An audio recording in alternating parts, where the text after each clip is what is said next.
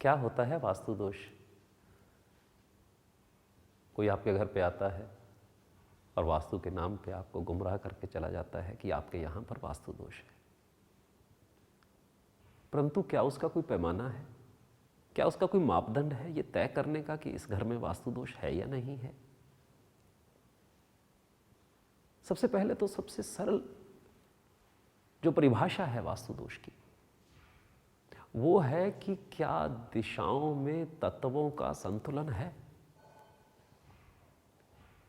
4 दिशाएं हैं, पूर्व, दक्षिण, पश्चिम, उत्तर, और इन दिशाओं के लिए वास्तुशास्त्र में अलग अलग प्रावधान हैं कि किस दिशा में क्या होना चाहिए,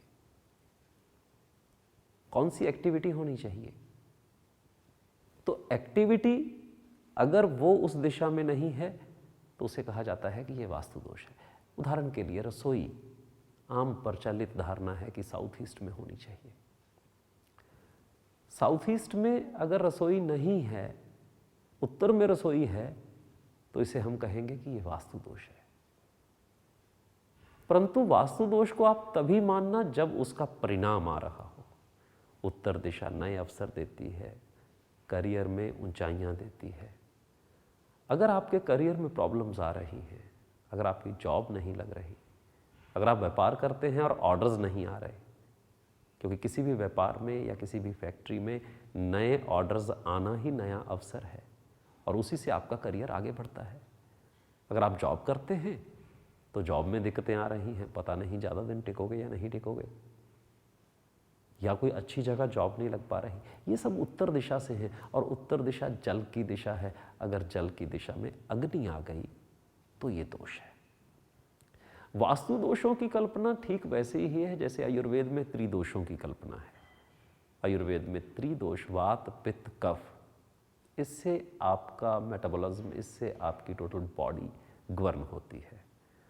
अगर ये कम ज़्यादा हो जाए किसी भी कारण से, चाहे तो वातावरण के कारण ठंड लग गई तो शरीर की जो उष्णता है, जो गर्मी है, वो क्षीण पड़ गई, क्योंकि आप ठंड के दिनों में ठंडी चीज़ें खा रहे हो, जिनकी तासीर ठंडी है वो ज़्यादा इनटेक हो गया है, तो शरीर में पित्त जो है वो वीक हो गया है और उस वजह से शरीर में रोग आ गए हैं। अगर शरीर में पित्त की वजह से रोग हैं तो पित्त को बढ़ाकर और कफ को कम करके रोगों को ठीक किया जाता है। ठीक इसी आधार पे आयुर्वेद में सारा रोग निदान है। वास्तु और आयुर्वेद और योग तीनों की जो मूल धारणा है वो एक ही है, पंच तत्वों का संतुलन। शरीर में पंच तत्वों का संतुलन बिठाना है तो आयुर्वेद, और अगर मन में पंच तत्वों का संतुलन बिठाना है तो योग और ध्यान। और अगर आपके वातावरण में, जहां आप रहते हैं, आपका जो लिविंग एनवायरनमेंट है, उसमें पंच तत्वों का संतुलन बिठाना है तो वास्तु। आपस में जुड़ी हुई विधाएं हैं ये जीवन के लिए।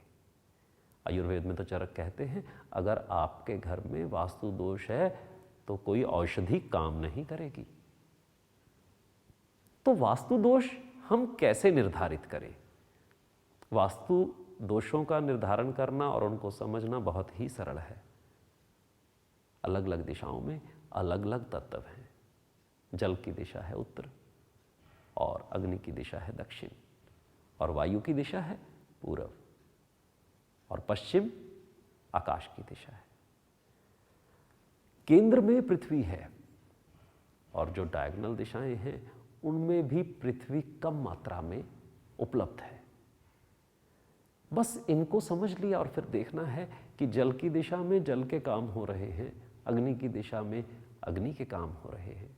रंगों से दोषों की पहचान होती है। दक्षिण दिशा में नीला रंग होगा तो अग्नि कमजोर हो जाएगी, और जो दक्षिण दिशा लाभ देती है वो सारे लाभ कमजोर पड़ने लगते हैं। दक्षिण दिशा आपको धन देती है, दक्षिण दिशा आपको कॉन्फिडेंस देती है, दक्षिण दिशा आपको नींद देती है, दक्षिण दिशा आपको लेट गो देती है, चीज़ें छोड़ना, जो खराब बातें हैं पास्ट की उनको छोड़ना। और दक्षिण पश्चिम दिशा आपको दक्षता देती है। अगर पृथ्वी तत्व इम्बैलेंस हुआ, हरा रंग पृथ्वी तत्व को इम्बैलेंस करता है। दक्षिण पश्चिम संबंधों की दिशा है। अगर उसमें हरा रंग आ गया, हरे पौधे आ गए, तो आप देखोगे कि संबंधों में जो गर्माहट है, संबंधों में जो जुड़ाव होना चाहिए, जो कमिटमेंट होनी चाहिए, वो ध्वस्त हो गई है, वो खराब हो गई है। एक एक दिशा में एक एक तत्व का अपना एक रोल है, अपनी एक स्थापना है। जैसे ही वो तत्व असंतुलित होता है, आपके जीवन का वही आयाम असंतुलित हो जाता है। दक्षिण पूर्व दिशा कैश फ्लो की दिशा है, पैसे की दिशा है।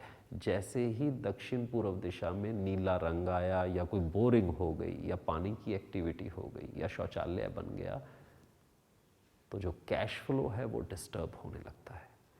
अगर जीवन में तकलीफ है, अगर जीवन में पेन है, तो आपको देखना होगा कि कौन सी दिशा उस पेन से संबंधित दिशा है, और वहाँ पर कौन से तत्व के कारण असंतुलन हो रहा है। और अगर आपने उस असंतुलन को, उस इम्बैलेंस को बैलेंस कर दिया, तो आप पाएंगे कि आपका जीवन संतुलित हो गया है और आपकी वो समस्या हट गई है। आयुर्वेद कहता है कि जो दर्द है वो मार्गदर्शक है, दर्द डायग्नोज में हेल्प करता है। और वास्तु कहता है जो आपके जीवन के रोजमर्रा जीवन की जो समस्याएं हैं, जो पेन हैं, वो इंडिकेट कर रहे हैं कि कहाँ पर आप दिक्भ्रमित यानी दिशाहीन हो गए हो। कुछ है वो दिशाहीन, जो एक फ्रेज बना है, जो बात कहने में हम कहते हैं दिशाहीन हो गया है, वो इसी बात से आया है कि आपकी दिशा में कोई ना कोई हीनता आ गई है, दिशा हीन हो गई है, दिशा कमजोर हो गई है, दिशा का क्षय हो रहा है। इस आधार पर आप जज कर सकते हैं। संबंधों में समस्या है तो दक्षिण पश्चिम में समस्या है, प्राप्तियां नहीं हो रही, लाभ नहीं हो रहे तो पश्चिम में समस्या है, लोग जो मदद कर सकते हैं वो मदद नहीं कर रहे, नॉर्थ वेस्ट में समस्या है, नए अवसर नहीं आ रहे, सही नौकरी नहीं लग रही, उत्तर में समस्या है, मन अशांत है, नॉर्थ ईस्ट में समस्या है, लोगों से संपर्क नहीं हो पा रहा, लोग आपसे जुड़ नहीं रहे, पूरब में समस्या है, कैश फ्लो की समस्या है, साउथ ईस्ट में समस्या है। और ये समस्या आ नहीं सकती अगर ये दिशाएं संतुलित हैं। इन दिशाओं का असंतुलित होना वास्तु दोष कहलाता है।